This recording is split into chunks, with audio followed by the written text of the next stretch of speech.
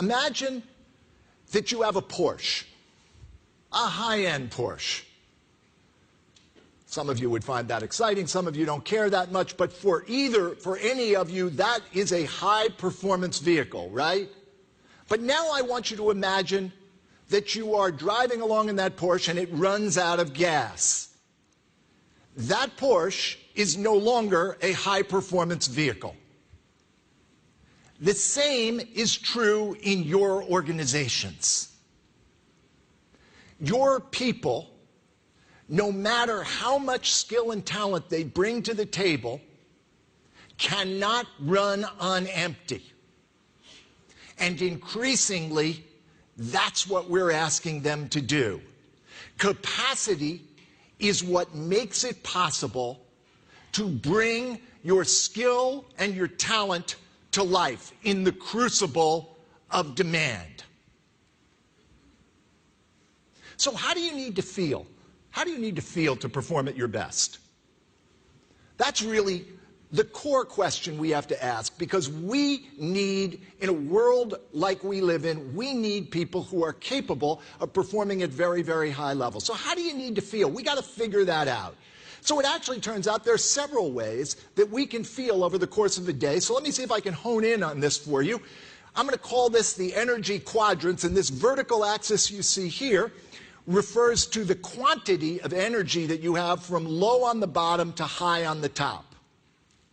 And then this horizontal axis refers to the quality of energy that you feel from negative on the left to positive on the right. So if I'm to ask you, how do you feel, because here's a simple way to get the answer we're looking for, how do you feel when you're performing at your best? What adjectives come into your mind? You can actually yell them out. What? Energized. Very motivated. Energized, motivated, excited, powerful. Energized, excited, motivated, powerful. One or two more. Confident. There you've got it. Here's the deal.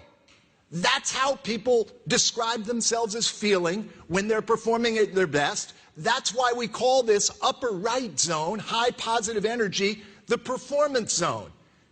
We've never had a person who didn't have some variation of those adjectives to describe how they feel when they're performing at their best. I've told you nothing you don't know. Every person in this room was going to get those same set of adjectives. So what's the value of knowing this? Well, the value is this. When you're not in this zone, you can't perform at your best. Anytime you're not feeling this constellation of adjectives and feelings, you are suboptimal as a performer and you are suboptimal as a leader, and that begs a very simple question, which is this. Is this the way the people in your organization are feeling almost all the time? No. Of course not. Why would they be? These are very tough times, and we're human, and stuff happens over the course of a day.